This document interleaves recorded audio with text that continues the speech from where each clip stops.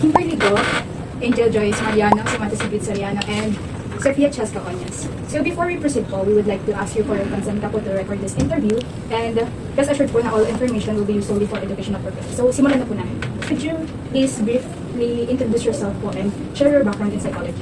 I am Dr. Francisco Lambohon. I graduated. I had my BS in psychology, Masters in psychology, and Doctor of Education in Educational Administration.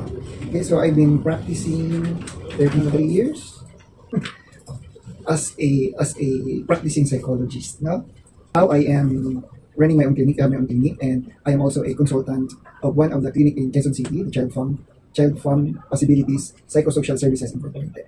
And in our school, I am the head of the Project Ardea, a psychological arm that supports the faculty and staff. It's the employee. It caters to the employee of the university who are in need of counseling and therapy. We are also very active. I'm also very active in the extension program related to or in connection to the DSWD of the Makati local government. So I've been volunteering to a group, yung Malasakit Volunteer. It's a group of different professionals handled by a army, a captain who is responding to disasters like the Marawi siege, the slide in landslide, and other problems with the Dumagats, with the ITA. So yun yung mga pinupuntahan namin. Pumupunta kami doon to conduct psychological first aid. Thank you, sir. You have a lot of experience po pala. And ayun po, we will proceed po to our questions po. Our team prepared a set of 4 questions po to be asked, and we want to know your insight po. And this is connected to our course, Disaster in Mental Health po. So for the first question po, what coping strategies have you found to be most effective in helping individuals deal with disaster-related trauma? It's very difficult to say one kind of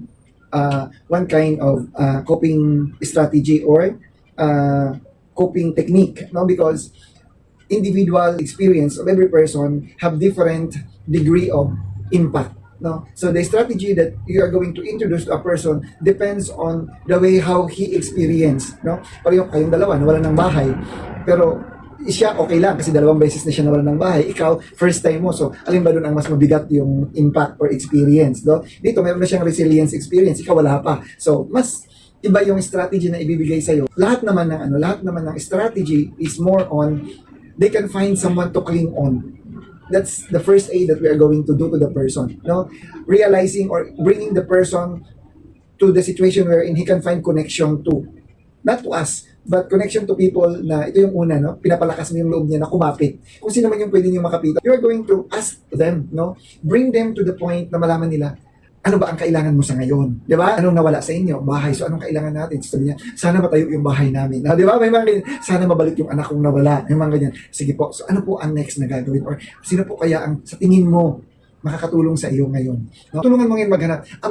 May kamag-anak pala kung nasa States. May kaibigan akong doon. O sige, gawa natin ng paraan na makontak natin para makikita. Yun yung connection. Diba? Or kahit sa bahay, wala na siyang pag-asa talaga. Anong meron ka ngayon? Pusa na lang. O sige, doon tayo sa pusa mo. How are you going to take care of your pusa? Paano ka makakonect sa pusa? So yun yung mga technique, Help them find something important in their life now. Parang nalunod yung barko. Pag nalunod ang barko, ang unang-una mong gagawin is kakapit ka sa lahat ng lulutang. Kasi gusto mong mabuhay. Di ba? Paano yung lumulutang buhaya? Kakapit ka ba doon? Bahala na, basta lumutang siya, kakapit ako doon, or pating man yan, or shark man yan. I have to cling to that. So yun yung natin sa may disaster. Helping the person to find somebody or find something that he can cling to. Thank you for that question, for that answer po, Doc. Sure na magbigay knowledge talaga yung mananood, lalo si Sir sa mental health professions. For our second question po, what strategies can be implemented to prevent or minimize the psychological impact of future disasters? Unang-una, kailangan pag may disaster, maibigyan siya ng basic. Ano ba yung basic? Ano ba pinaka-basic needs natin? Food, water, and shelter. Or safety. Hindi man shelter, pero a safe place. Pag may disaster, unang-una, kung pupunta kayo doon, magdala kayo ng pagkain. Kasi yon ang pinakasiguro, or tubig. Then, bring the person to a place wherein both of you are safe.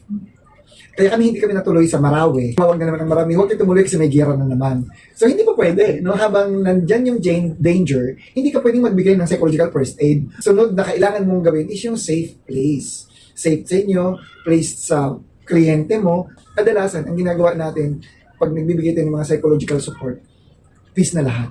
Wala na yung threat, physical threat of fire, disaster, anything na disastrous pa, that will destroy physically, that will harm you physically, dapat wala na yun. Kaya nga ang mga psychological first aid, ginagawa ito mga 2 weeks after, gano'n, 2 weeks after, 3 weeks after. Pag mayroon nang nakakapansin na may mga natulala na dyan, mayroon na dyan hindi nakakatulog, yun na yung time na papasok ang psychological relief, no? Psychological relief ang ginagawa natin, or psychological first aid. Yun. Kasi doon, ma-identify mo na sino talaga yung kailangan, kasi hindi naman lahat na trauma. Of course, lahat yan naka-experience ng fear, ng sadness, ng ano, pero hindi lahat dyan ay natulala. Or hindi lahat dyan ay hindi nakakatulog. Hindi lahat dyan ay, so yun lang yung bibigyan natin ng psychological first aid, those people na may physical, emotional, and behavioral dysfunction or deviancy na iba yung kanyang kilos kaysa normal.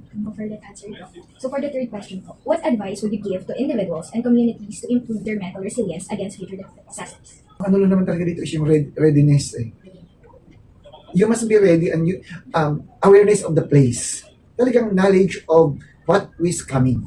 Kasi ang pinaka-disaster sa lahat, yung wala kang preparation like the pandemic. Sa lahat yun, it's something traumatic kasi what happened? Kabuhayan namin nawala bigla. Palengke sarado. Kung walang alam at walang information, mas malaki ang impact. My best suggestion is, you should know what your place is. Geographically, ano ba yan? Ito ba katulad sa atin? Earthquake-prone area ba ito? Baka biglang lumindol, tumaas yung sala ninyo, lumubog yung kusina ninyo kasi sa gitna kayo ng fault line. My experience when I was in grade 3, hindi ako na-trauma sa bagyo. Hindi ako na-trauma sa bagyo kasi nung sinabi na umuwi na kami ng alas 2 kasi darating ang bagyo alas 5.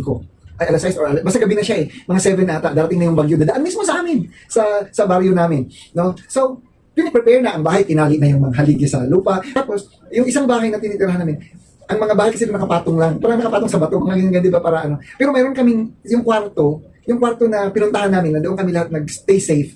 Nakabaon yung ano niya, haligi niya nakabaon sa lupa. Kaya hindi siya nauuga. Kaya nga yung lumipad yung mga bintana, lumipad na yung bubong sa kusina. Yung kwarto namin, napaka-stable. Napaka-stable niya. Kasi alam nila na dapat may place na ganoon. Tapos, pagkatapos nun, wala na. O, di, pinako na naman yung mga yero, ganyan. Hinanap yung mga baboy na tumakbo. Yung awareness of the place, no? And the awareness of the coming event. Ayun po, Doc. I believe na nag-get po namin lahat ng kailangan namin na answers to our subject po. And ayun po, that will end our interview for today. And thank you so much for sharing your insights and expertise po, Doc Kiko. And ayun po, we appreciate your time na binigay mo sa amin for this interview po. Thank you. Kalimutan ko nga eh. Ay, hindi pa pala ako. Thank you po. Thank you po.